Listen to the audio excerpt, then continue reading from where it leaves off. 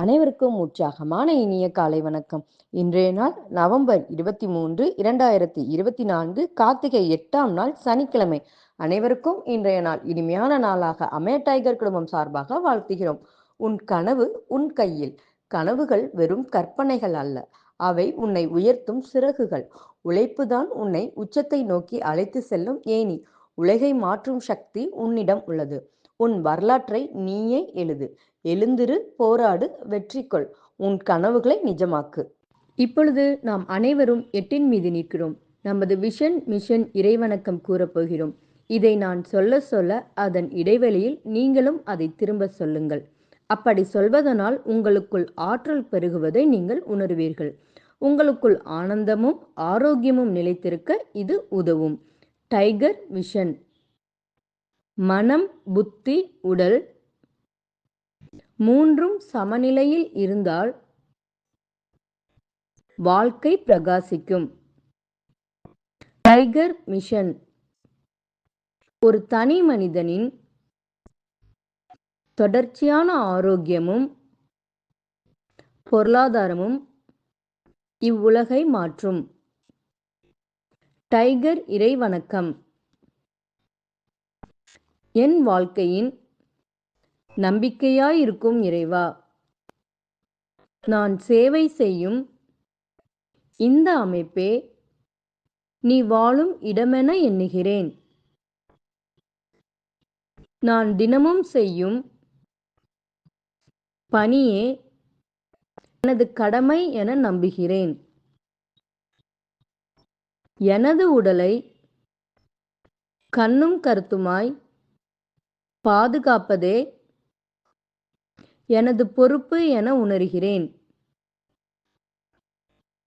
நன்றி இறைவா. நாம் ஆயுள் முழுவதும் ஆரோக்கியத்தோடு ஆனந்தமாய் வாழ்வதற்கு நமக்கு ஆயுள் முழுவதும் ஆசானாய் 8 நடை பயிற்சியை கற்றுத்தர வருகிறார் நமது குரு டாக்டர் டைகர் தேன்கொடு பிரபாகரன் அண்ணா அவர்களை உற்சாகத்தோடு வரவேற்கிறோம்.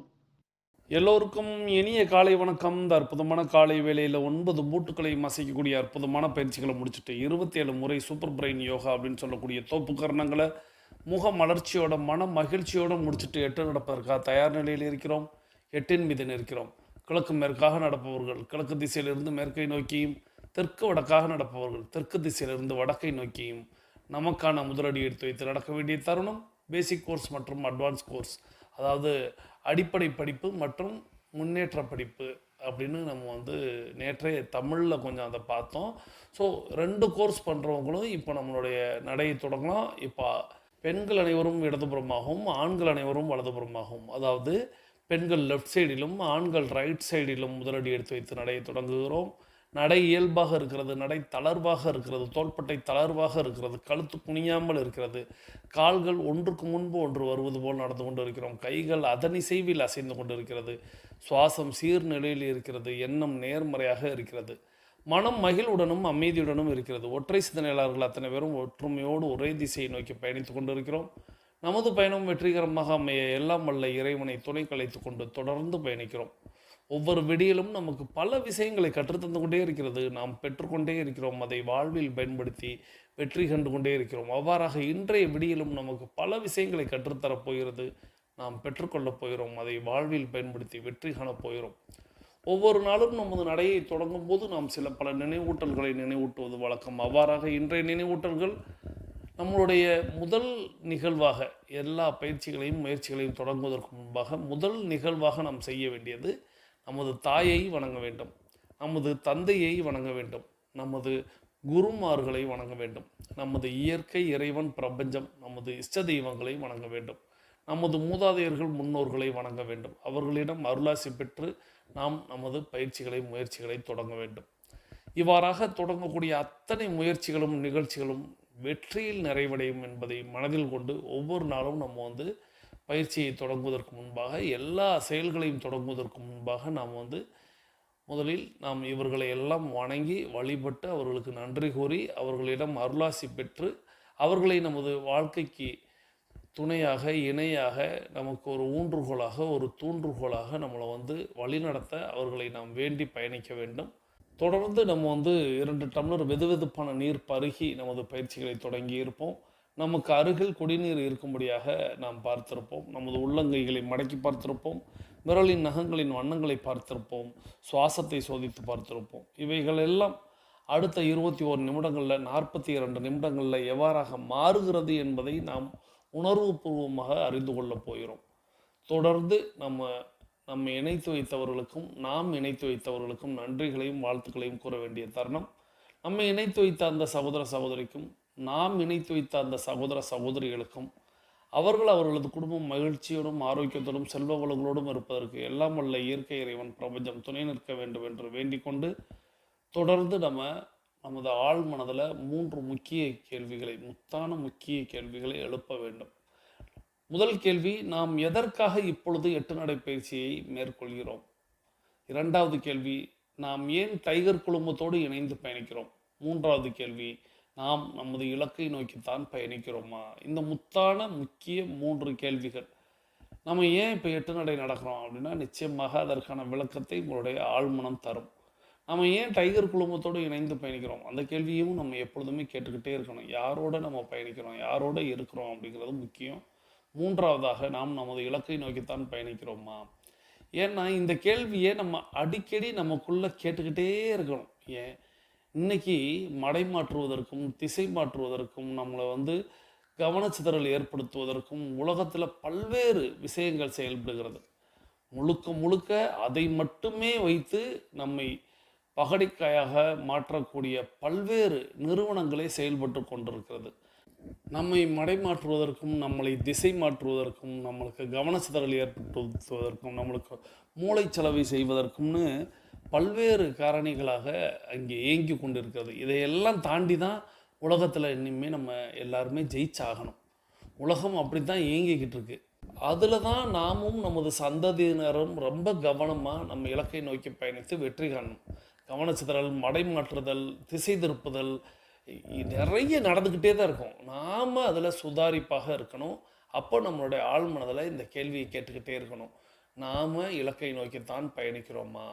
ஸோ இது வந்து இன்றைக்கி நான் உங்களுக்கு சாதாரணமாக சொல்லிட்டேன். ஆனால் இதற்கு பல்லாயிரம் கோடிகளை செலவழித்து ஒவ்வொரு கார்ப்பரேட் நிறுவனங்களும் மனிதனை எப்படி மூளைச்சலவை செய்வது, மனிதனை எப்படி திசை மாற்றுவது, கவனச்சிதறலை ஏற்படுத்துவது நிறைய நடந்துக்கிட்டே தான் இருக்குது. ஆனால் அவற்றில் தான் நாம் வாழ்ந்தாக வேண்டும், அதில் நாம் வெற்றி கண்டாக வேண்டும். அப்படின்னா நம்மை நோக்கி இந்த கேள்வியை கேட்டுக்கொண்டே இருந்தால் போதும். நாம் இலக்கை நோக்கித்தான் பயணிக்கிறோமா அப்படின்னு. நிச்சயமாக டைகர் குழுமத்தில் இருக்கிறவங்க எல்லாருக்கும் இலக்கு என்ன என்பதை ஒவ்வொரு நாளும் நம்ம வந்து இந்த பாயிண்டில் நினைவூட்டும் போது உங்களுக்கு நினைவுக்கு வரும். அந்த இலக்கை வந்து நீங்கள் அகக்கண்ணில் வச்சுக்கிட்டு நீங்கள் பயணிக்கணும். அனைவரும் அனைவரது இலக்குகளை அடைவதற்கு எல்லாம் உள்ள இயற்கை இறைவன் பிரபஞ்சத்தை வேண்டிக்கிட்டு நம்ம தொடர்ந்து பயணிக்கிறோம். தொடர்ந்து இன்றைய தினம் பகுதியை கேட்க போகிறோம். இன்றைய தினம் பகுதியை நமக்கு தொகுத்து வழங்க வருகிறார் சகோதரி tiger Akila Gopinath from Virudhunagar. Akila Gopinath from Virudhunagar family team உறுப்பினர். அவர்களது குடும்பம் மகிழ்ச்சியோடும் ஆரோக்கியத்தோடும் செல்வ வளங்களோடும் இருப்பதற்கு எல்லாம் வல்ல இயற்கை இறைவன் பிரபஞ்சம் துணை நிற்க வேண்டும். அவர்கள் எண்ணியதெல்லாம் நடக்க வேண்டும். அவர்கள் கேட்டதெல்லாம் கிடைக்க வேண்டும். அவர்களது குடும்பத்தில் ஆரோக்கியம் நிலைத்திருக்க வேண்டும், ஆனந்தம் நிலைத்திருக்க வேண்டும், பொருளாதாரம் உயர்ந்து கொண்டே இருக்க வேண்டும், தொழில் வளர்ந்து கொண்டே இருக்க வேண்டும், அவர்களது பணி சிறந்து விளங்க வேண்டும், அவர்களது பணி பிறர் பாராட்டும்படியாக அமைய வேண்டும். அதை எல்லாம் வல்ல இயற்கை இறைவன் பிரபஞ்சம் வழங்க வேண்டும் என்று நானும் என்னுடைய வாழ்த்துகளையும் வேண்டுதல்களையும் வைக்கிறேன். நீங்களும் உங்களுடைய வாழ்த்து மலைகளை சகோதரி tiger Akila Gopinath from Virudhunagar family team உறுப்பினர் அவர்களுக்கு வழங்குமாறு அன்போடு கேட்டு இன்றைய தினம் பகுதியை நமக்கு தொகுத்து வழங்க அவர்களை அழைக்கிறேன். வாருங்கள் சகோதரி, வந்து இன்றைய தினம் பகுதியை தாருங்கள். அனைவருக்கும் வணக்கம். இன்றைய தினம் பகுதியில் இன்று நாம் கொண்டாடி கொண்டிருக்கும் நிகழ்வு ஃபிபினோசி தினம். நவம்பர் 23ஆம் தேதியை ஃபிபினோசி டே அப்படின்னு கொண்டாடுறோம். மிகவும் செல்வாக்கு மிக்க கணிதவியலாளரான லியோனார்டோ பொனான்சி அவர்களை கௌரவிக்கிற வகையில் இந்த ஃபிபினோசி தினம் நம்ம கொண்டாடிக்கிட்டு இருக்கோம். நம்ம உறுப்பினர்கள் நிறைய பேருக்கு ஞாபகம் வந்திருக்கும். ஒரு 2 வருடங்களுக்கு முன்னாடி நம்ம ஆசான் வந்து இந்த ஃபிபினோசி சீரியஸை பற்றி நமக்கு நிறைய விஷயங்களை சொல்லி கொடுத்தாங்க. இந்த தினத்தில் நாம் அந்த ஃபிபினோசி சீரியஸை பற்றி நாம் சில விஷயங்களை தெரிஞ்சுக்கலாம்.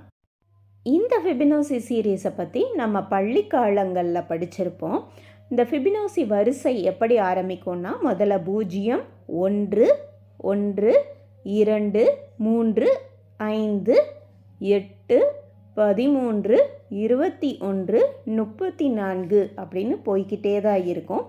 இந்த எண்களை நாம் எப்படி சொல்கிறோம் அப்படின்னா, முதல் 2 எண்களை கூட்டுனது மூலமாக அடுத்த எண் வரும். இதே மாதிரி முந்தின 2 எண்களை நம்ம கூட்டுறது மூலமாக ஆட் பண்ணுறது மூலமாக நமக்கு அடுத்த எண் நமக்கு கிடச்சிக்கிட்டே இருக்கும். அதாவது முதல்ல 0 1 இது ரெண்டையும் நம்ம ஆட் பண்ணோன்னா 1 கிடைக்கும். அப்போ இந்த 1 1 இதை இரண்டையும் நம்ம ஆட் பண்ணோம்னா 2 கிடைக்கும். அப்புறம் 1 2 இதை ரெண்டையும் நம்ம கூட்டினோம் அப்படின்னா 3 கிடைக்கும். இப்போ இந்த 2 3 இதை ரெண்டையும் கூட்டினா 5 கிடைக்கும். இந்த 3 5 ரெண்டையும் கூட்டினா நமக்கு 8 கிடைக்கும். இதை மாதிரி எண்கள் வரிசை போய்கிட்டே இருக்கும். இதுக்கு ஒரு முடிவே இல்லாமல் அடுத்தடுத்த எண்கள் நமக்கு கிடச்சிக்கிட்டே தான் இருக்கும். இந்த எண்கள் வரிசை இயற்கையில் நமக்கு எல்லா இடத்துலையுமே நிறைஞ்சிருக்கு. நம்ம டிஎன்ஏல தொடங்கி சூறாவளி வரைக்கும் இந்த ஃபிபனோசி வடிவங்களால் தான் நிறைஞ்சிருக்கு. இது இயற்கையின் ரகசிய குறியீடு அப்படின்னு சொல்கிறாங்க இந்த ஃபிபனோசி சீரீஸை. இந்த நவம்பர் 23 நாம் ஏன் கொண்டாடுறோம் அப்படின்னா, இந்த மாதத்தை நம்ம எண்களில் எழுதினோம் அப்படின்னா மாதம் தேதி அப்படி எழுதினோன்னா 11/23. அப்போது நம்ம அதே அந்த ஃபிபனோசி வரிசைப்படி 1 1 2 3 அப்படி வர்றதுனால ஒவ்வொரு மாதமும் இந்த நவம்பர் 23 ஃபிபனோசி தினமாக நம்ம கொண்டாடிக்கிட்டு இருக்கோம். இந்த ஃபிபனோசி வரிசைகளை பற்றி நம்ம பள்ளிக்காலங்களில் படிச்சிருப்போம். வெறும் வரிசைகளை மட்டும்தான் படிச்சிருப்போமே தவிர இது இயற்கையில் எப்படி நமக்கு கிடைச்சிது அப்படிங்கிறதெல்லாம் நம்ம படித்ததில்லை. ஆனால் அதெல்லாம் பார்க்கும்போது ரொம்ப வியப்பாக இருக்குது. நம்மளோட சுற்றுப்புறத்தை கொஞ்சம் உன்னிப்பாக கவனித்தாலே இந்த முறைகளை பற்றி நமக்கு தெரிய வரும். இப்போ முதல்ல வெறும் நமக்கு ஒரு செடி எடுத்துக்கிட்டோம் அப்படின்னா அந்த செடியில் ஒரு தண்டில் எத்தனை இலைகள் இருக்குது அப்படின்னுங்கிற அமைப்பை பார்த்தா நமக்கு ஆச்சரியமாக இருக்கும். அது இந்த ஃபிபனோசி வரிசையில் மட்டும்தான் அமைஞ்சிருக்கும். அதாவது 1 இருக்கும், இல்லைன்னா 2 இருக்கும், இல்லைன்னா 3 இருக்கும், 5 இருக்கும். 4 இலைகளா 4 இதழ்களா அந்த மாதிரி இருக்கவே இருக்காது. ஒரு மரத்தோட கிளைகள் பார்த்தாலும் இதே மாதிரி தான் அமைஞ்சிருக்கும். ஒரு பூவில் உள்ள இதழ்களோட எண்ணிக்கையை நம்ம கணக்கிட்டாலும் இதே ஃபிபனோசி முறையில் தான் அது வடிவமைச்சிருக்கும். இதெல்லாம் பார்க்கும்போது ரொம்ப ஆச்சரியமாக இருக்கும் நமக்கு. அடுத்ததான் கலைகளையும் கட்டிட கலைகளையும் பார்த்தோம் அப்படின்னா அதுவுமே இந்த ஃபிபனோசி முறைகளை தான் பின்பற்றியிருப்பாங்க. கட்டிடக்கலையில் கோல்டன் ரேஷியோ அப்படின்னு ஒன்று சொல்லுவாங்க. 1.618 அது கணிதத்தில் ரொம்ப முக்கியமான நம்பர். இந்த கோல்டன் ரேஷியோவும் ஃபிபனோசி வரிசையும் தொடர்புடையது தான். இந்த முறையில் கட்டிடக்கலையை வடிவமைச்சாங்க அப்படின்னா அந்த கட்டிடம் ரொம்ப அழகாக வடிவமைக்க முடியும் அப்படிங்கிறது தான் கட்டிடக்கலையோட ஆச்சரியங்கள்லேயும் ஒன்று. அதே மாதிரி தான் இயற்கையில் விளைஞ்ச பழங்கள் காய்கறிகளை நாம் வெட்டி பார்த்தோம் அப்படின்னா அதுக்கு உள்ள விதைகள் இல்லை பழங்களோட எண்ணிக்கையுமே இதே ஃபிபனோசி வரிசையில் தான் இருக்கும். அன்னாச்சி பழம் மாதுளம்பழம் அதெல்லாம் நம்ம உரித்து பார்த்தோன்னா இதே கணக்கில் தான் இருக்கும். இது மட்டும் இல்லை, நம்ம மனித உடலுமே அப்படி தான் வடிவமைச்சிருக்காங்க இயற்கை அப்படின்னு சொல்கிறாங்க. அதாவது நம்ம விரல் எடுத்துக்கிட்டோன்னா 5, ஒவ்வொரு விரல்லையும் அந்த எலும்பு நம்ம மடக்கிறோம்ல அது 3 துண்டாக வரும். 3 எலும்பு இருக்குது அப்படின்னு சொல்கிறாங்க. 3 அப்படிங்கிறது ஃபிபனோசி வரிசை. அப்புறம் நம்மளுடைய புலன்கள் எத்தனை அப்படின்னா நம்ம 5 சொல்லுவோம். 5 புலன்கள் 5 ஃபிபனோசி வரிசை. அடுத்ததாக மனிதனோட விழா எலும்பு எத்தனை அப்படின்னா 13. 13 அப்படிங்கிறது ஃபிபனோசி வரிசை. அடுத்ததாக முதுகு தண்டில் உள்ள முதுகெலும்பு அப்படின்னு பார்த்தோன்னா 33, தலையெலும்பு ஒன்று சேர்த்து 34. 34 அப்படிங்கிறது ஃபிபனோசி வரிசை. இதே மாதிரி நம்ம காதில் உள்ள சுழல், நம்ம கண் வடிவமைச்சிருக்கிறது எல்லாமே இதே இயற்கை முறையான ஃபிபனோசி வரிசை அப்படின்னு சொல்கிறாங்க. எல்லாமே நமக்கு பார்க்குறதுக்கும் கேட்குறதுக்கும் ஆச்சரியமாக இருக்குது. ஆனால் இந்த முறைகளில் தான் நாமளும் வடிவமைச்சிருக்கோம், இயற்கையும் வடிவமைச்சிருக்கு. இன்னும் இதை பற்றி நம்ம நிறைய ஆச்சரியங்கள் இந்த ஃபிபனோசி வரிசையில் இருக்குது. ஸோ இதை பற்றி இன்னும் நம்ம குழந்தைங்களுக்கு சொல்லி கொடுத்து அவங்கள புரிஞ்சு படிக்க வைப்போம் அந்த ஃபிபினோசி சீரீஸை. அனைவருக்கும் ஃபிபினோசி தின நல்வாழ்த்துக்கள். இந்த அற்புதமான வாய்ப்பு தந்த நமது குரு டைகர் தேன்கூடு பிரபாகரன் அண்ணாவிற்கும் நன்றி, பிரபஞ்சத்திற்கும் நன்றி. நன்றி. வாழ்க நலத்துடன், வாழ்க வளத்துடன். நன்றி சகோதரி tiger. Akila Gopinath from Virudhunagar family team உறுப்பினர். அவர்களது குடும்பம் மகிழ்ச்சியோடும் ஆரோக்கியத்தோடும் செல்வ வளங்களோடும் இருப்பதற்கு எல்லாம் வல்ல இயற்கை இறைவன் பிரபஞ்சத்தை வேண்டி தொடர்ந்து இன்றைக்கி ஃபிபனோசி டே அப்படிங்கிறத கொண்டாடி கொண்டு இருக்கிறோம் அப்படிங்கிறத பற்றி சகோதரி சொல்லியிருந்தாங்க.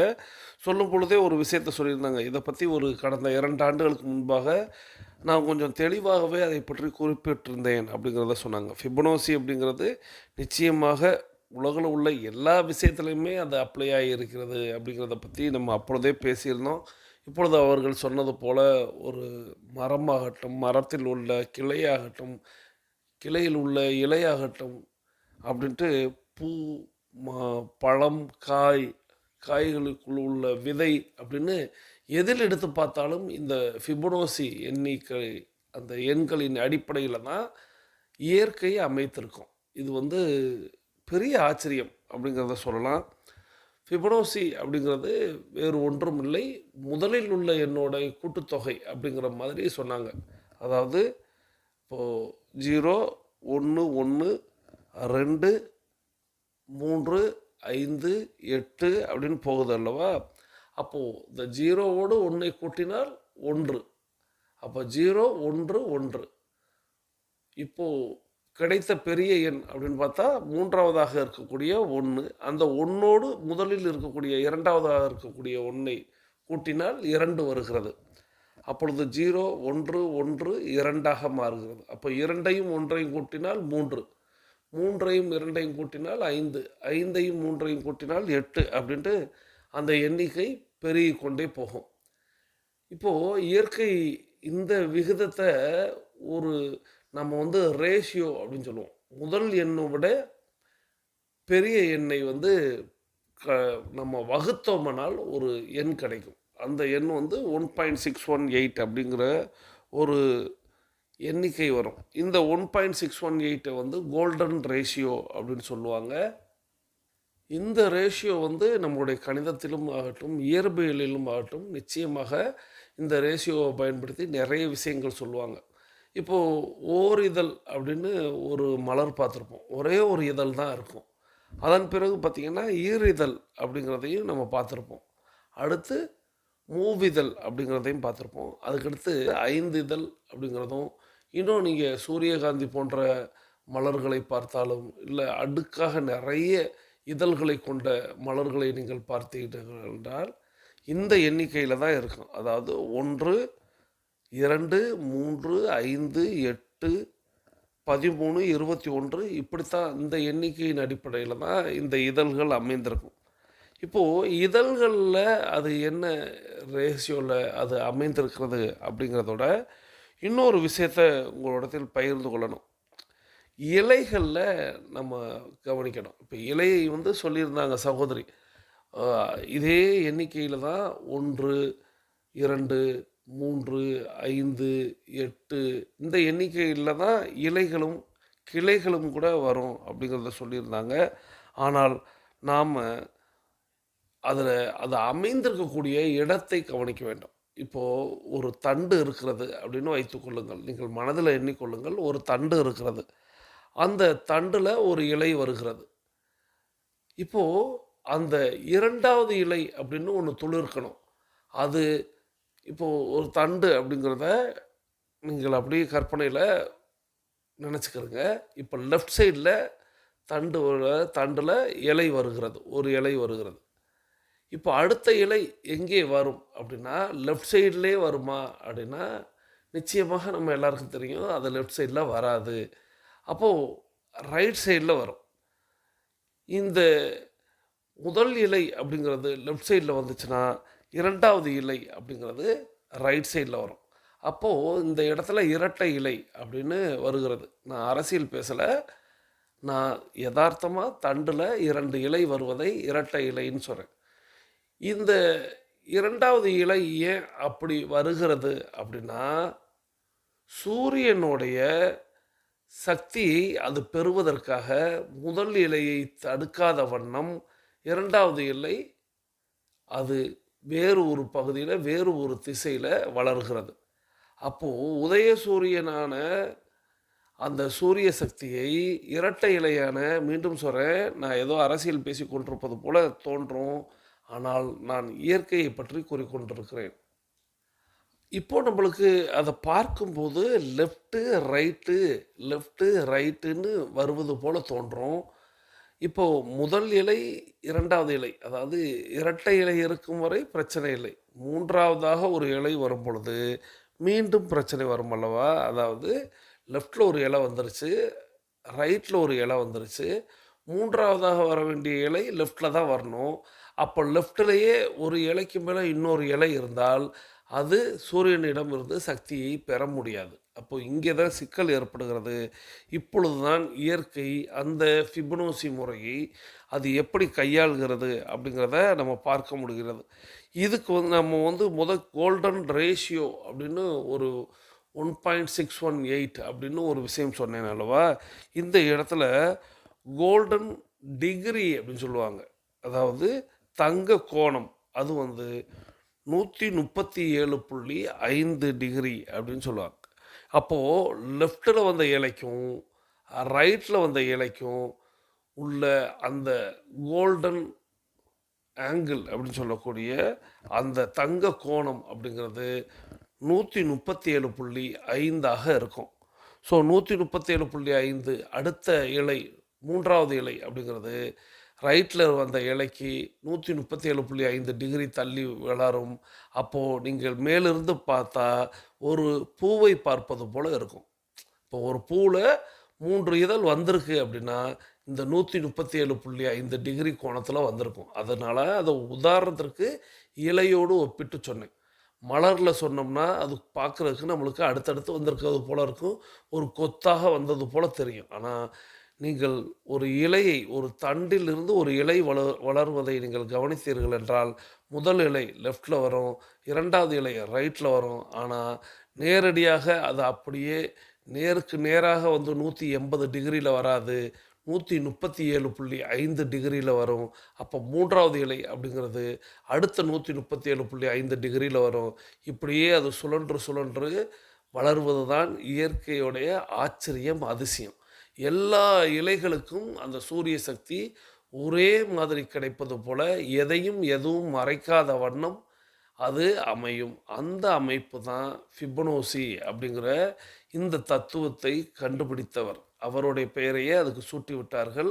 இதுதான் இயற்கையோட எண் அப்படிங்கிறத சொல்கிறாங்க. தொடர்ந்து ஃபிபனோசியை பற்றி பேசணும்னா இன்னும் நிறைய பேசிக்கொண்டே இருக்கலாம். இன்னொரு விஷயம் சகோதரி, நான் சொன்னதில் குறிப்பிட வேண்டும் அப்படின்னா, நான் நிறைய கம்பெனியோடைய லோகோக்களை அப்போ குறிப்பிட்டிருந்தேன். லோகோக்கள் அத்தனையுமே இந்த ஃபிபனோசி எண்ணிக்கையின் அடிப்படையில் அது அமைந்திருக்கும் அப்படிங்கிறதெல்லாம் நம்ம ஒரு 2 ஆண்டுகளுக்கு முன்பாக பேசும்பொழுது சொல்லியிருந்தேன். ஸோ ஒவ்வொரு லோகோவுமே நம்மளுடைய லோகோ கூட இயற்கையாகவே அது ஃபிபனோசி தத்துவத்தை உள்ளடக்கியதாக இருக்கிறது அப்படிங்கிறதையும் குறிப்பிட்டிருந்தோம். ஸோ அதை பற்றியும் இன்னும் வரும் நாட்களில் உங்களுக்கு தேவைப்பட்டால் வேண்டுமென்றால் நீங்கள் கேளுங்க. அதை பற்றி முழுமையாக இன்னொரு நாளைக்கு பேசலாம். இன்றைக்கி அந்த ஃபிபனோசி டே அப்படின்னு சொல்லக்கூடிய நவம்பர் 23 அதையுமே குறிப்பிட்டிருந்தாங்க. அதாவது மாதத்தின் அடிப்படையில் 1 தேதி 23 அப்படின்னு வைத்தால் ஃபிபனோசியோடைய அந்த வரிசை எண்ணையோடைய தொடக்கம் வருகிறது. 1 1 2 3 அப்படிங்கிறத குறிப்பிட்டாங்க. இந்த ஃபிபனோசி டே வாழ்த்துக்களை எல்லோருக்கும் தெரிவித்து, சகோதரி டைகர் அகிலா கோபிநாத் அவர்களுக்கும் நமது நன்றிகளை தெரிவித்து, இப்பொழுது நம்மளுடைய 21 நிமிட நடை அப்படிங்கிறது நிறைவுக்கு வருகிறது. வாருங்கள், அனைவரும் தொடங்கிய திசைக்கு வந்து விடுகிறோம். கிழக்கு மேற்காக தொடங்கியவர்கள் கிழக்கு திசையும், தெற்கு வடக்காக தொடங்கியவர்கள் தெற்கு திசைக்கும் வந்து விடுகிறோம். நமது உள்ளங்கைகளை மடக்கி பார்க்கிறோம், இறுக்கமாக இருக்கிறது. விரலின் நகங்களின் வண்ணங்களை பார்க்கிறோம், சிவப்பு வண்ணத்தில் மாறி இருக்கிறது. சுவாசத்தை சோதித்து பார்க்கிறோம், 2வது நாசிலும் சுவாசம் வரக்கூடிய இந்த வேளையில் நமக்கு அருகில் இருக்கக்கூடிய குடிநீரை எடுத்து நிறுத்தி நிதானித்து ரசித்து ருசித்து பருக வேண்டிய நேரம். ஸோ தண்ணீர் பருகுதலுக்கான நேரம் அப்படின்னே நம்ம டைகர் கிளப்பில் இந்த இடைவேளையை குறிப்பிடுவோம். தண்ணீர் பருகுவதற்கு மட்டுமல்ல, நாம் நடந்ததை மாற்றி நடக்க வேண்டிய ஒரு இடைவேளை. ஸோ இந்த இடைவேளையில் நாம் நம்மளுடைய தொண்டை அப்படிங்கிறது சற்று வறண்டிருக்கும். அப்படி வறண்ட நிலைக்கு ஒரு 2 வாய் நீர் பருக போகிறோம். அப்போது தொண்டை வறண்டிருந்தால் மட்டும்தான் நீர் பருகணுமா? இல்லை எனக்கு வரலையே அப்படின்னு உங்களுக்கு தோணுச்சுனாலும் நீர் கண்டிப்பாக கட்டாயமாக பருகணும். அது உங்களுடைய தொண்டையிலையோ நாக்குலையோ தெரியலை, அவ்வளோதானே ஒழிய, ஆனால் உங்களுடைய நடையின் வாயிலாக உங்களுக்கு இப்பொழுது அந்த நீர் சத்து அப்படிங்கிறது தேவைப்படுகிறது. அது ரொம்ப அதிகமாகவும் இல்லை. இப்போ நேர்நடை நடப்பவர்கள், ஸ்ட்ரைட் வாக்கிங் நடப்பவர்களுக்கு உடலில் ஆற்றல் குறைந்து அப்போது நீர் பற்றாக்குறை அப்படிங்கிறது ஒன்று ஏற்படும். அதனால் ஏன்னா வேர்வையெல்லாம் வெளியேறி அவங்களுக்கு நீரின் தேவை அதிகமாக தேவைப்படும். அதனால் அவங்க அதிகப்படியான நீரை பருகுவாங்க. நீங்களே ஸ்ட்ரைட் வாக்கிங் போயிருந்தீங்கன்னா நிச்சயமாக அதிகப்படியான நீரை பருகுவதற்கான ஒரு உடலில் தேவையை பூர்த்தி செய்யும் விதமாக அந்த தாகத்தை நாம் உணர்ந்து நிறைய பருகுவோம். ஆனால் 8 நடையினுடைய முடிவில் கூட, அதாவது 42 நிமிடம் நடந்தால் கூட நமக்கு அவ்வளவு தண்ணீர் தேவைப்படுவது போல் தோன்றாது. ஆனால் இயற்கையாக நாம் அந்த 21 நிமிடம் நடந்ததற்கு அங்கே நீரின் தேவை அப்படிங்கிறது தேவைப்படும். அதை நினைவூட்டும் விதமாக தான் ஒவ்வொரு நாளும் இந்த இடைவெளியில் நீரை எடுத்து பருகி கொள்ளுங்கள்னு சொல்கிறேன். கட்டாயமாக எல்லாருமே 2 வாய் நீர் பருகணும். அது நிச்சயமாக நாம் ஒரு செயல் செய்கிறோம் அப்படின்னா அதற்கு மறைமுகமாவது அங்கே நம்மளுடைய ஆற்றல் சற்று அந்த நீரின் தேவையை எடுத்திருக்கும். அப்போது அந்த நீரின் தேவையை நாம் பூர்த்தி செய்யணும். ஸோ நம்மளுக்கு ஆற்றல் அதிகரிக்கும், ஆனால் நீரின் தேவையை நாம் பூர்த்தி செய்யணும். அதற்காக தான் இந்த நீர் பருகுதல் அப்படிங்கிறத நினைவூட்டுவேன். நீர் பருகி முடிச்சிருப்பீங்க. நீர் பருகிறது வரை தான் நான் இந்த விஷயம் பேசுவேன். ஸோ இப்போ நீங்கள் பருகி முடிச்சிருப்பீங்கிற நம்பிக்கையோடு இப்போது நாம் எல்லோரும் நம்மளுடைய மொபைல் ஃபோனை கையில் எடுத்துக்கிற போகிறோம். பேசிக் கோர்ஸில் இருக்கக்கூடியவங்களாக இருந்தாலும் சரி, அட்வான்ஸ் கோர்ஸில் இருக்கக்கூடியவங்களாக இருந்தாலும் சரி, நாம் மொபைல் ஃபோனில் நம்மளுடைய கருத்துக்களை பதிவிடணும். இந்த மொபைல் ஃபோனில் கருத்துக்களை பதிவிடுபவர்கள் அத்தனை பேரும் மகிழ்ச்சியோடும் ஆரோக்கியத்தோடும் சந்தோஷத்தோடும் இருக்கிறார்கள் என்ற கூடுதல் செய்தியை உள்ளடக்கி இப்போது உங்களுடைய மொபைல் ஃபோனை கையில் எடுத்து இப்போது நம்ம கருத்து பதிவிட போகிறோம். இன்றைக்கி நம்ம என்ன கருத்து பதிவிட போகிறோம் அப்படின்னா, முதல் கேள்வி அப்படிங்கிறது நம்ம எல்லாருக்குமே தெரியும். இப்போ ஒவ்வொரு நாளும் இப்போ கடந்த ஒரு 4 நாட்களாக நாம் குறிப்பிடுவது அப்படிங்கிறது முதல் கேள்வியாக டெய்லி ஆக்டிவிட்டி ரிப்போர்ட் அப்படிங்கிறத நீங்கள் அனுப்பிவிட்டீர்களா நேற்றைக்கு அப்படின்னு அதுதான் கேள்வி. நிறைய பேர் இனிய காலை வணக்கத்தோடைய டெய்லி ஆக்டிவிட்டி ரிப்போர்ட் அப்படிங்கிறத நான் அனுப்பி விடுகிறேன் அப்படிங்கிறத ஃபஸ்ட்டு கேள்வியாகவே நீங்கள் பதில் சொல்கிறீங்க. அது ரொம்ப மகிழ்ச்சி, சந்தோஷம். இருப்பினும் மற்றவர்களுக்கும் நினைவூட்டும் விதமாக முதல் கேள்வி அப்படிங்கிறது டெய்லி ஆக்டிவிட்டி ரிப்போர்ட் அப்படிங்கிறத நேற்றைக்கு இரவு நீங்கள் அனுப்பிவிட்டீர்களா? இரண்டாவது கேள்வி அப்படிங்கிறது இந்த ஃபிபொனாசி அப்படிங்கிற இந்த சீரீஸை நம்ம ஏற்கனவே பேசியிருக்கோம். இருந்தாலும் எத்தனை பேர் இதற்கு முன்பாக இதை கேள்விப்பட்டிருக்கிறீர்கள்? ஃபிபொனாசி அப்படின்னு சொல்லக்கூடிய இந்த ஃபிபொனாசி டே அப்படிங்கிறத நம்ம கொண்டாடி கொண்டு இருக்கிறோம். இந்த ஃபிபொனாசி அப்படிங்கிற இந்த சீரீஸ், இந்த எண்கள் அப்படிங்கிறத பற்றின விஷயத்தை நீங்கள் ஏற்கனவே கேள்விப்பட்டிருக்கிறீர்களா? அதுதான் இரண்டாவது கேள்வி. மூன்றாவது ஒரு கேள்வி, அதாவது ஃபிபொனாசி தத்துவம் அப்படின்னு சொன்னாலே நம்ம எல்லாருக்கும் நினைவுக்கு வருவது, இப்போ உங்களுக்கு என்ன நினைவுக்கு வந்தது? ஒரு 2 விஷயம் சொல்கிறேன். இந்த 2ல் எது உங்களுக்கு நினைவுக்கு வந்தது? முதலாவதாக சூரியகாந்தி பூ, இது உங்களுக்கு நினைவுக்கு வந்ததா? இரண்டாவதாக தேன்கூடு, தேனீக்கள் கட்டக்கூடிய தேன்கூடு இருக்கிறது அல்லவா, அந்த தேன்கூடுமே ஃபிபொனாசியோடைய அந்த சீரீஸின் அடிப்படையில் தான் கட்டப்பட்டிருக்கும். ஸோ உங்களுக்கு ஃபிபொனாசி அப்படின்னு சொல்லவும் நினைவுக்கு வருவது சூரியகாந்தியா தேன்கூடுவா? ஸோ இதுதான் மூன்றாவது கேள்வி. இந்த 3 கேள்விக்கும் இடையளித்துட்டு பேசிக் கோர்ஸில் இருக்கக்கூடியவங்களாம் நம்மளுடைய ஆடியோக்களை கேட்டு, அதாவது அஃபர்மேஷன் விசுவலைசேஷன் ஆடியோக்களை கேட்டு நீங்கள் அஃபர்மேஷன் விசுவலைசேஷன் பண்ணுங்கள். இன்றைய நாள் உங்களுக்கு சிறந்த நாளாக அமையும். தொடர்ந்து நீங்கள் மீது இருக்கக்கூடிய ஆடியோவை கேளுங்க.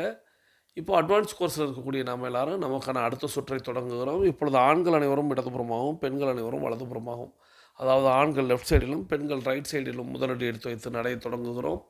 நடை இயல்பாக இருக்கிறது, நடை தளர்வாக இருக்கிறது, தோள்பட்டை தளர்வாக இருக்கிறது, கழுத்து குனியாமல் இருக்கிறது, கால்கள் ஒன்றுக்கு முன்பு ஒன்று வருவது போல் நடந்து கொண்டு இருக்கிறோம். கைகள் அதன் இசைவில் அசைந்து கொண்டு இருக்கிறது. சுவாசம் சீர்நிலையில் இருக்கிறது. எண்ணம் நேர்மறையாக இருக்கிறது. மனம் மகிழ்வுடனும் அமைதியுடனும் இருக்கிறது. ஒற்றை சிந்தனையாளர்கள் அத்தனை பேரும் ஒற்றுமையோடு ஒரே திசையை நோக்கி பயணித்து கொண்டு இருக்கிறோம். நமது பயணம் வெற்றிகரமாக அமைய எல்லாம் வல்ல இறைவனை துணை கலைத்து கொண்டு தொடர்ந்து பயணிக்கிறோம். தொடர்ந்து நம்ம இடைவேளைக்கு முன்பாக ஃபிபொனாசி அப்படிங்கிற ஒரு விஷயத்தை பார்த்துருந்தோம். இடைவேளையில் நேற்றைக்கு நான் ஒரு கேள்வி கேட்டிருந்தேன். அது என்ன அப்படின்னா, ஊதா நிறத்தில் நீங்கள் ஏதேனும் ஒரு காய் அல்லது பழம் இவைகளை பார்த்துருக்கிறீர்களா அப்படிங்கிறத சொல்லியிருந்தேன். நேற்றைக்கு அது ஒரு கேள்வியாகவே வச்சுருந்தேன். அப்போது நீங்கள் நிறைய பேர் கத்தரிக்காய் அப்படிங்கிறத சொல்லியிருந்தீங்க. கத்தரிக்காய் அப்படிங்கிறது அந்த கடல் வான கலரில் இருக்குமா அப்படின்னு, நீங்கள் இந்த நேவி ப்ளூ கலரில் இருக்குமா அப்படிங்கிறத நீங்களே பாருங்கள். இருக்க வாய்ப்பில்லை. இப்போது உங்கள் வீட்டில் வெளிச்சம் இருந்துச்சு அப்படின்னா, நீங்கள் உங்களுடைய பார்வையில் சுற்றி பாருங்கள். எந்த பொருளாவது ஊதா நிறத்தில் இருக்குதா அப்படின்னு பாருங்கள். உங்களை சுற்றி, உங்கள் வீட்டில் உங்களை சுற்றி கவனிங்கள். எந்த பொருளாவது ஊதா நிறத்தில் இருக்கிறதா? இயற்கையாக இப்போது நிறைய செயற்கை பொருட்கள் இருக்கும். பிளாஸ்டிக்கில் தயாரித்த எல்லாத்துக்கும் ஊதா நிறம் அப்படிங்கிறத கண்டிப்பாக கொடுத்துருப்பாங்க. அதாவது உங்களுக்கு கண்ணில் ஊதான்னு ஒன்று தட்டுப்பட்டுச்சுன்னா அது ஏதேனும் ஒரு பிரிண்ட் சம்மந்தப்பட்டதாக இருக்கும். நீங்கள் கவனித்து சொல்லுங்கள், ஏதேனும் இருக்குதா அப்படிங்கிறத. இருந்தாலும் அது என்ன பொருள் அப்படிங்கிறத எழுதுங்க. அப்புறம் இன்னொரு கேள்வி கேட்டிருந்தேன். டிரான்ஸ்பரண்ட்டான வாட்டர் கேனில் ஊதா நிறத்தில் ஏதேனும் இருந்தால் அது என்னவாக இருக்கும்னு, அதையும் நிறைய பேர் சரியாக சொல்லியிருந்தீங்க. மண்ணெண்ணெய் அப்படிங்கிறத சொல்லியிருந்தீங்க. ஸோ மண்ணெண்ணெய்க்கு இயற்கையான நிறம் ஊதாவா அப்படின்னு கேட்டால் அதுவும் கிடையாது. மண்ணெண்ணெய்க்கு இயற்கையான நிறம் அப்படிங்கிறது அதுவும் கலர்லெஸ் தான். ஸோ தண்ணீர் போல தான் அதுவும் இருக்கும். எப்படி நம்ம பெட்ரோல், டீசல் அப்படிங்கிறதெல்லாம் நம்ம ஒரு கலராக மாற்றப்பட்டிருக்கிறதோ அதே போல் இந்த மண்ணெண்ணையும் மாற்றி இருக்கிறார்கள். ஏன்னா அது ஒரு கேனில் பிடிக்கப்பட்டு இருந்தால் அது பார்ப்பதற்கு தண்ணீர் போன்றே இருக்கும். ஸோ தண்ணீர் போன்று இருந்தால் அதை யாரேனும் எடுத்து பருகி விடுவார்கள் அப்படிங்கிறதுக்காக அதில் ஊதா நிறத்தை சேர்த்துருப்பாங்க. ஸோ ஊதா நிறம் கலந்திருந்தால் அது மண்ணெண்ணெய் அப்படிங்கிறதும், கோல்டன் நிறம் அப்படிங்கிறது இருந்தால் அது பெட்ரோல், டீசல் அப்படிங்கிறது நம்ம எல்லாருக்குமே தெரியும்.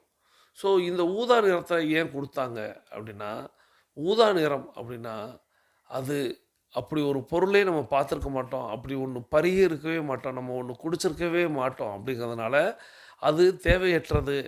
அது ஏதோ ஒரு மருந்து அல்லது ஏதோ ஒரு விஷம் அப்படின்னு ஏதோ ஒரு கணக்கில் அதை பயன்படுத்தவே மாட்டாங்கங்கிறதுக்காக தான் நம்மளுடைய பெரியவங்க அதுக்கு ஊதா நிறத்தை மண்ணெண்ணெய்க்கு கொடுத்தாங்க. ஸோ மண்ணெண்ணெயை நீங்கள் ஒரு வாட்டர் கேனில் ஊற்றி, அதாவது கண்ணாடியாக டிரான்ஸ்பரண்ட்டாக தெரியக்கூடிய வாட்டர் கேனில் ஊற்றி, நீங்கள் நாய்கள் அதிகமாக இருக்கக்கூடிய இடத்துல நீங்கள் வச்சிங்க. உங்கள் வீட்டில் ஏதேனும் வெளி நாய்கள் வருகிறது அப்படின்னா நீங்கள் வாசலில் அதை வச்சிங்கன்னா போதும். அந்த நாய் அந்த ஊதா நிறத்திற்கு அந்த இடத்துக்கே வராது அப்படிங்கிறதையும் நிறைய பேர் அவங்கவுங்களுக்கு செய்து நிரூபித்து பார்த்துருக்குறாங்க. ஸோ ஊதா நிறத்தில் மண்ணெண்ணெயை தான் கொண்டு போய் வைக்கணுமா அப்படின்னு இல்லை. ஊதா நிறத்தில் ஏதேனும் சொட்டு நீலம் இந்த மாதிரியான நீல கலரை நீங்கள் கலந்து தண்ணீரில் கலந்து நீங்கள் வச்சிங்க அப்படின்னா அந்த இடத்துல நாய்கள் கூட அண்டாது அப்படின்னு சொல்லுவாங்க. ஏன்னா நாய்க்கு கூட தெரியும், நாய்க்கு நல்லது கெட்டது தெரியும்னு சொல்லுவாங்க. ஆனால் நமக்கு தான் தெரிய மாட்டேங்குது அப்படின்னு என்னுடைய குருநாதர் அடிக்கடி சொல்லுவார். ஸோ அதுபோல் அந்த நாய்களுக்கு தெரிந்த அந்த ஊதா நிறம் அப்படிங்கிறது தேவையற்றது, நமக்கு வேண்டாதது, நம்ம அதுக்கு பக்கத்துலேயே போகக்கூடாது அப்படிங்கிறது தெரிந்தது. அதை போல் மனிதர்களும் ஊதா நிறத்தில் இந்த திரவங்கள் இருந்துச்சுன்னா அதை பருக மாட்டார்கள் அப்படிங்கிற நம்பிக்கையோடு அந்த ஊதா நிறத்தை கொடுத்தாங்க. இந்த கூடுதல் தகவல் நிச்சயமாக உங்களுக்கு பேருதவியாக இருக்கும் அப்படிங்கிற நம்பிக்கையோடு தொடர்ந்து நம்ம ஃபிபொனாசி தத்துவத்தில் அந்த தேன்கூடு அப்படிங்கிற ஒரு விஷயத்த சொல்லியிருந்தேன். தேனீக்கள் அப்படிங்கிறதும் நம்மளுக்கு எல்லாருக்குமே தெரியும். ராணி தேனின்னு ஒரு கூட்டில் ஒன்று தான் இருக்கும். அந்த ஒன்று இடக்கூடிய முட்டை அப்படிங்கிறதும் அந்த முட்டையிலிருந்து வரக்கூடிய ஆண் பெண் தேனீக்கள் ஆகட்டும், அதுவும் இந்த ஃபிபொனாசி எண்ணிக்கையில் தான் வரும்னு சொல்லுவாங்க. அதே போல் அதுகள் கட்டியிருக்கக்கூடிய அறைகள், தேனீக்கள் கட்டியிருக்கக்கூடிய அறைகள் தான் தேன்கூடாக இருக்கும். அந்த அறைகளில் தேன்களை சேர்த்து கொண்டே வரும். அதே போல் அவைகளும் ஒரு அறையில் வசித்து கொண்டே வரும். இந்த தேனீக்களுடைய அந்த கூடு, அதனுடைய அறைகள் கூட இந்த ஃபிபனோசி தத்துவத்தை உள்ளடக்கியதாகவே இருக்கும் அப்படின்னு சொல்லுவாங்க. ஸோ இதெல்லாம் நம்ம இயற்கை ஏதோ ஒரு நேர்கோட்டில் பயணிக்கிறது அப்படிங்கிறத நாம் புரிந்து கொள்ள முடிகிறது. கடவுளுடைய தத்துவமாக இந்த ஃபிபனோசி, ஏன்னா கேலக்ஸி அப்படின்னு சொல்லக்கூடிய நம்ம பால்வெளி வீதி, அந்த பால்வெளி வீதியில் இருக்கக்கூடிய ஒவ்வொரு கோள்களுக்கும் இடைவெளி, அதனுடைய தத்துவம் எல்லாமே அந்த ஃபிபனோசியுடைய அந்த முறையில் தான் இருக்கும். ஸோ இதை பற்றி நம்ம நிறைய பேசலாம். இப்போது நம்ம ஒரு கதையை கேட்டுக்கொண்டே பயணிக்க போகிறோம். இந்த கதை சொல்லக்கூடிய தத்துவம் அப்படிங்கிறத நிச்சயமாக நம்ம அந்த கதையை கேட்ட பிறகு பார்க்க போகிறோம். இப்பொழுது வாருங்கள் அந்த கதையை கேட்டுக்கொண்டே பயணிக்கலாம். நம்ம வாழ்க்கையில எத்தனையோ சூழ்நிலைகளை சந்திப்போம். சந்தோஷமான சூழ்நிலைகளா இருக்கலாம், இல்ல கஷ்டமான சூழ்நிலைகளா கூட இருக்கலாம். அதெல்லாம் எப்படி கையாளணும் அப்படிங்கறது தெரிஞ்சாலே நம்ம லைஃபை ஈஸியா அடுத்த கட்டத்துக்கு எடுத்துட்டு போக முடியும். அது என்ன ஏது அப்படிங்கறத தெரிஞ்சுக்க இன்னைய கதைக்குள்ள போய் தெரிஞ்சுக்கலாமா? அது ஒரு அழகான நகரம். அந்த நகரத்தின் நுழைவு வாயில்ல எப்போதுமே ஒரு வயதான பெரியவர் உட்கார்ந்துட்டு இருப்பாரு. அவரோட வேலை என்னன்னா, அந்நியர்கள் யாரும் அந்த ஊருக்குள்ள வரவிடாம காவல் காப்பாரு. ஒரு நாள் இப்படிதான் வாலிபன் ஒருத்தன் அந்த நகரத்தின் நுழைவு வாயில நோக்கியபடி குதிரையில வந்துகிட்டு இருந்தான். அந்த நுழைவு வாயில்ல அந்த பெரியவர் உட்கார்ந்துட்டு இருந்ததை பார்த்ததும், ஐயா பெரியவரே, உங்களை தான், இந்த ஊர் மக்கள் எப்படின்னு கொஞ்சம் சொல்றீங்களா அப்படின்னு கேக்குறான். அதுக்கு அந்த பெரியவரோ, ஏன் தம்பி கேக்குற, இந்த ஊருக்கு குடி வர போறியா என்ன அப்படின்னு கேக்குறாரு. ஆமாம் பெரியவரே, நான் இந்த ஊருக்கு குடி வரலாம்னு தான் கேக்குறேன். சரி சொல்லுங்க, இந்த ஊர் மக்கள் எப்படிப்பட்டவங்க அப்படின்னு மறுபடியும் அந்த பெரியவரை பார்த்து கேக்குறான். உடனே இந்த பெரியவர் இளைஞனை பார்த்து, ஏன்பா இதுக்கு முன்னாடி நீ எந்த ஊர்ல இருந்த, எதுக்காக அந்த ஊரை விட்டுட்டு இந்த ஊருக்கு குடியேறணும்னு நினைக்கிற அப்படின்னு கேக்குறாரு. உடனே இந்த இளைஞன் அழுத்துக்கிட்டபடி அந்த பெரியவரை பார்த்து, அட அதை ஏன் கேக்குறீங்கய்யா, நான் முன்னாடி இருந்த ஊரு ரொம்பவும் மோசம். எதுக்கு எடுத்தாலும் சண்டைக்கு வருவாங்க. ஒருத்தரை பத்தி ஒருத்தர் எப்ப பார்த்தாலும் தப்பா பேசிக்கிட்டோம், திட்டிக்கிட்டோம், ஏதாவது ஒரு பிரச்சனைகளை பண்ணிக்கிட்டே தான் இருப்பாங்க. எப்படா அந்த ஊரை விட்டு வருவோம்னு இருந்தது.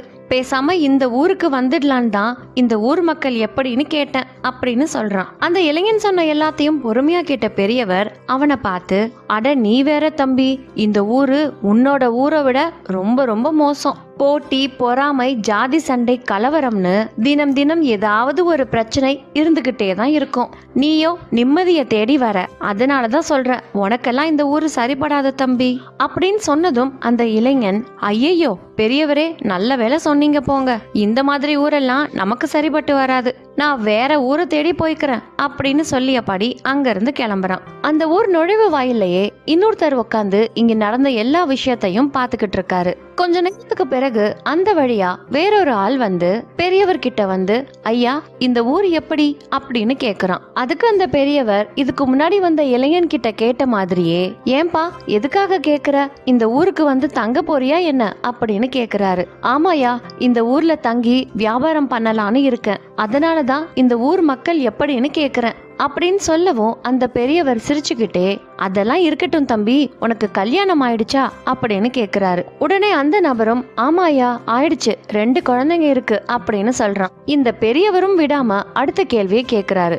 அப்புறம் ஏன் தம்பி இந்த ஊருக்கு வர, உங்க ஊர்லயே வியாபாரம் பண்ணி பழைக்கலாம்ல அப்படின்னு. உடனே அந்த நபரோ, ஐயா எங்க ஊரு மாதிரி எல்லாம் வராதுங்க, அந்த ஊர் மக்கள் ரொம்பவும் பாசக்காரங்க, என்னோட குடும்பம் ரொம்பவும் வறுமையில இருந்துச்சு, அந்த ஊர் மக்கள் தான் கை தூக்கி விட்டாங்க, அவங்க எங்களுக்கு செஞ்ச உதவிகள் எல்லாத்தையும் நாங்க மறக்கவே மாட்டோம். அந்த ஊர் மக்கள்ல சிலர் எங்களுக்கு பண உதவிகளும் செஞ்சிருக்காங்க, அந்த பணத்தை எல்லாம் அவங்களுக்கு திரும்ப கொடுக்கணும்ல, நல்ல முறையில பணத்தை சம்பாதிக்கணும் தான் இந்த ஊருக்கு வந்திருக்கேன், நல்லா சம்பாரிச்சுட்டு மறுபடியும் அங்கேயே போயிடுவேன் அப்படின்னு கண் கலங்கியபடியே சொல்லி முடிக்கிறான். அதுக்கு அந்த பெரியவர் அவனை பார்த்து, அழாத தம்பி, இந்த ஊர் மக்களும் ரொம்ப ரொம்ப நல்லவங்க, தைரியமா நீ வியாபாரம் பண்ணலாம், அந்த ஊர் மக்கள் மாதிரியே இந்த ஊர் மக்களும் உனக்கு உதவியா இருப்பாங்க, தைரியமா நீ உள்ள வா தம்பி அப்படின்னு சொல்லி அந்த கதவுகளை திறந்து விடுறாரு. அவனும் மன மகிழ்ச்சியோட அந்த ஊருக்குள்ள வரான். இது எல்லாத்தையுமே அந்த பெரியவர் பக்கத்துல ஒரு நபர் உட்கார்ந்து வேடிக்கை பார்த்துக்கிட்டு இருந்தாரு இல்லையா, அவர் இப்போ அந்த பெரியவரை பார்த்து, ஐயா, முதல்ல வந்தவர்கிட்ட இந்த ஊர் பொல்லாததுன்னு சொல்லி அவர் வந்த வழி பார்த்து அனுப்பிட்டீங்க. இப்போ இவர்கிட்ட மட்டும் இந்த ஊர் மக்கள் ரொம்ப நல்லவங்கன்னு சொல்றீங்க. மேலும் அவரை இந்த ஊருக்குள்ளேயும் அனுமதிச்சிட்டீங்க. எதுக்காக இப்படி மாத்தி மாத்தி பேசுனீங்க அப்படின்னு சந்தேகத்தோட கேக்குறாரு. அதுக்கு அந்த பெரியவர் சொல்றாரு, ஐயா, இந்த உலகம் கண்ணாடி மாதிரி.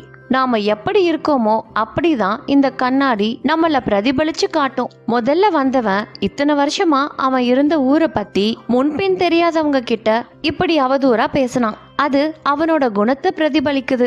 ஆனா இப்ப வந்தவரோ தன்னோட ஊரை பத்தி எவ்வளவு பெருமையா பேசினாரு. அது அவரோட குணத்தை பிரதிபலிக்குது. நல்ல எண்ணங்களும் சிந்தனைகளும் தான் வாழ்க்கையின் முன்னேற்றத்துக்கு முக்கியமான காரணம். அது இல்லாதவனா இந்த ஊருக்குள்ள விட்டா அவனோட அந்த மோசமான எண்ணத்தை இந்த ஊர் மக்களுக்கும் கொடுத்தாலும் கொடுத்துருவான். அதனாலதான் முதல்ல வந்தவன் கிட்ட அந்த மாதிரி சொல்லி அவன் வந்த வழி பார்த்து போக சொல்லிட்டேன். இரண்டாவதா வந்தவன் ரொம்பவும் நல்ல குணத்தோட இருக்கான். முக்கியமா நன்றி உணர்ச்சியோட இருக்கான். அவன் இந்த ஊருக்குள்ள வர்றதுனால அவனுக்கு மட்டும் இல்ல, இந்த ஊருக்கும் இந்த ஊரு மக்களுக்கும் நிறைய நல்லது நடக்கும். அதனாலதான் இரண்டாவதா வந்தவனை இந்த ஊருக்குள்ள அனுமதிச்சேன் அப்படின்னு சொல்லி சிரிக்கிறாரு அந்த பெரியவர். இந்த கதையை கேட்கும்போது எனக்கு ஒரு பழமொழி தான் ஞாபகத்துக்கு வருது. பெரியவங்க சொல்லுவாங்க இல்லையா, நாம் எவ்வழியோ மக்களும் அவ்வழியேன்னு. நாம சரியா இருந்தோம்னா நம்மள சுத்தி இருக்கவங்களும் சரியா இருப்பாங்க. ஒருவேளை நம்மள சுத்தி இருக்கவங்க குணம் சரியில்லைன்னா அவங்கள விட்டு விலகிறது தான் நமக்கு நல்லது. இந்த கதையும் நமக்கு அதை தான் உணர்த்த வருது. நன்றி. இந்த கதை சொல்லக்கூடிய தத்துவம் அப்படிங்கிறது நிச்சயமாக உங்கள் எல்லாருக்குமே தெரிஞ்சிருக்கும். நாம் எப்படி இந்த உலகத்தை பார்க்குறோம், நாம் எதிர்மறை சிந்தனையோடு பார்த்தால் நமக்கு உலகமும் பதிலை எதிர்மறையாக தரும். நாம் நேர்மறை சிந்தனையோடு பார்த்தால் இந்த உலகமும் நமக்கு நேர்மறையாக பதிலை தரும். ஸோ இந்த இடத்துல 2 நபர்கள் வர்றாங்க, ஒரு ஊருக்கு வர்றாங்க. அதில் ஒரு செக்யூரிட்டி போல், ஒரு வாட்ச்மேன் போல் ஊருக்கு வெளியே இருக்கக்கூடிய அந்த பெரிய ஒரு இடத்துல பேசுகிறாங்க. இவ்வளோதான். அப்போ முதல் நபர் அப்படிங்கிறவர் இந்த ஊரை பற்றி சொல்லுங்கள்னு சொல்லும்போது அவர் அந்த வாட்ச்மேனாக இருக்கக்கூடிய அந்த நபர் தான், அவரை தான் நான் இந்த இடத்துல பிரபஞ்சமாக உலகமாக சொல்கிறேன். அவர் கேட்குறார், நீ சொல்லு, நீ இதுக்கு முன்னாடி இருந்த ஊரில் எப்படி இருந்த, என்னவா அந்த ஊரா அப்படின்னு அவர் ஒரே நெகட்டிவாக சொல்கிறார். ஸோ இப்போது அந்த வாட்ச்மேன் என்ன சொல்கிறாருன்னா, இந்த ஊரும் அதே மாதிரி தான்ப்பா அப்படின்னு. நாம் எதிர்மறை சிந்தனையோடு இருந்தால் அவர்களுடைய பதிலும் எதிர்மறையாகத்தான் இருக்கிறது. அதே நேரத்தில் அடுத்த நபர் அப்படிங்கிற வரக்கூடிய அந்த இளைஞர் அந்த ஊரை விட்டு கொடுக்கவே இல்லை. அந்த ஊர் அப்படிப்பட்ட ஊர், அந்த ஊர் மகிழ்வை தரக்கூடிய ஊர், சந்தோஷத்தை தரக்கூடிய ஊர், என்னை காப்பாற்றிய ஊர் அப்படின்னு அவர் எல்லாம் சொல்கிறார். உடனே இந்த ஊரும் அப்படி தான்ப்பா அப்படின்னு சொல்கிறார். ஸோ இந்த கதையின் வாயிலாக நான் கற்றுக்கொண்டது என்னவெனில், நாம் என்ன நினைக்கிறோமோ, நாம் என்னவாக நினைக்கிறோமோ அதையே இந்த பிரபஞ்சம் நமக்கு திரும்ப தரும். இந்த உலகம் அப்படிங்கிறது நாம் முகம் பார்க்கக்கூடிய அந்த கண்ணாடிக்கு சமமானது. நாம் அந்த கண்ணாடியில் எதை பார்க்கிறோமோ அது திரும்ப பிம்பமாக பிரதிபலிக்கிறது அப்படிங்கிறத மட்டும் நினைவில் கொண்டு, ஸோ இந்த கதையின் தத்துவத்தை நாம் உணர்ந்து கொள்ள வேண்டும். நாம் எதை கொடுக்குறோமோ அது திரும்ப பன்மடங்கு கிடைக்கும். அதுதான். இப்போ கண்ணாடியில் பார்த்தா கூட ஒரு பிம்பம் தான் தெரியும். ஆனால் பின்பக்கமும் ஒரு கண்ணாடி இருந்தால், இப்போது நம்ம சலூன் போன்ற கடைகளுக்கு போயிருந்தோம்னா, பார்லர் போன்ற இடங்களுக்கு போயிருந்தோம்னா, கண்ணாடி முன்னும் பின்னும் இருக்கும். முன்னும் பின்னும் இருக்கிறது எண்ணிக்கையில் அடங்காத அளவுக்கு கண்ணுக்கு நமக்கு தெரியும். நாம் பார்க்கக்கூடியது ஒரே ஒரு பிம்பம். ஆனால் அந்த பிம்பத்தோடைய பின்பகுதி திரும்ப முன்பகுதி, திரும்ப பின்பகுதி முன்பகுதின்னு அது எண்ணிலடங்காத விஷயத்தை அள்ளி தருகிறது அல்லவா? அதுபோல தான் இந்த பிரபஞ்சம். நாம் எதை கொடுக்குறோமோ அதை பன்மடங்கு தரும். நம்ம நல்லதை கொடுத்தா நல்லதை அள்ளித்தரும். ஸோ வாழ்த்தை கொடுத்தா வாழ்த்தை நமக்கு அள்ளித்தரும். நாம் பிறரை பாராட்ட கற்றுக்கொண்டால் நமக்கு பாராட்டை அள்ளித்தரும். ஸோ இந்த தத்துவத்தை மட்டும் நம்ம ஒருத்தருக்கு கொடுக்க நினைத்தால் பிரபஞ்சம் நமக்கு நிறைய அள்ளி கொடுக்கும். அதை மட்டும் நினைவில் கொண்டு ஃபிபனோசி தினம் அப்படிங்கிற ஒரு விஷயத்தை நம்ம இன்றைக்கி கொண்டாடி கொண்டிருக்கக்கூடிய இந்த தருவாயில் நான் யதார்த்தமாக இப்போது வெப்சைட்டை பார்த்தேன், நம்மளுடைய எத்தனாவது தினத்தில் நம்ம பயணிக்கிறோம் அப்படின்னு. ஸோ 1389 அப்படிங்கிற தினத்தை காட்டுகிறது. ஸோ 1389 அப்படிங்கிறதும் ஃபிபனோசியில் வரக்கூடிய ஒரு எண்ணு தான். 13 ஆகட்டும் 89 ஆகட்டும், இந்த இரண்டுமே ஃபிபனோசியில் வரக்கூடிய ஒரு எண்ணு தான். அப்படின்னா 1389வது நாளில் நம்ம பயணித்து கொண்டு இருக்கிறோம். வெகு விரைவில் இன்னும் ஒரு 11 நாட்களில் நம்ம 1400வது நாள் அப்படிங்கிறத கொண்டாட இருக்கிறோம் அப்படிங்கிறதை இந்த நேரத்தில் குறிப்பிட்டு நம்மளுடைய 8 நடை 42 நிமிடத்தை நிறைவுக்கு கொண்டு வருகிறோம். வாருங்கள் அனைவரும் தொடங்கிய திசைக்கு வந்து விடுகிறோம். கிழக்கு மேற்காக தொடங்கியவர்கள் கிழக்கு திசையிலும் தெற்கு வடக்காக தொடங்கியவர்கள் தெற்கு திசைக்கு வந்து விடுகிறோம். நமது உள்ளங்கைகளை மடக்கி பறிக்கிறோம். இறுக்கமாக இருக்கிறது. விரலின் நகங்களின் வண்ணங்களை பறிக்கிறோம். சிவப்பு வண்ணத்தில் மறை இருக்கிறது. சுவாசத்தை சோதித்து பறிக்கிறோம். 2வது நாசிலும் சூப்பராக சுவாசம் வரக்கூடிய இந்த வேளையில் நாம் அனைவரும் கிழக்கு திசையை நோக்கி நின்று அஃபர்மேஷன் விசுவலைசேஷனை செய்யலாம். அஃபர்மேஷன் விசுவலைசேஷன் செய்வதற்கு நம்மளுடைய ஆடியோ இருக்கிறது. அது கரெக்டாக இந்த ஆடியோவுடைய முடிவில் ஸ்க்ரீனில் வரும். நீங்கள் அதை கிளிக் பண்ணிங்கனாலே அஃபர்மேஷன் விசுவலைசேஷன் செய்யலாம். அதன் பிறகு தொடர்ச்சியாக நாம் நம்மளுடைய நாளை தொடங்க போயிடும். இன்றைய நாள் உங்களுக்கு அற்புதமான நாளாக அமையட்டும். இப்பொழுது கிழக்கு திசையை நோக்கி நின்று கூட்டு பிரார்த்தனை. இன்று நம்மோடு இணைந்து பயணித்த அத்தனை அன்பு சகோதர சகோதரிகளுக்கும் அவர்களது குடும்பம் மகிழ்ச்சியோடும் ஆரோக்கியத்தோடும் செல்வ வளங்களோடும் இருப்பதற்கு எல்லாம் வல்ல இயற்கை இறைவன் பிரபஞ்சம் துணை நிற்க வேண்டும். அவர்கள் எண்ணியதெல்லாம் நடக்க வேண்டும். அவர்கள் கேட்டதெல்லாம் கிடைக்க வேண்டும்.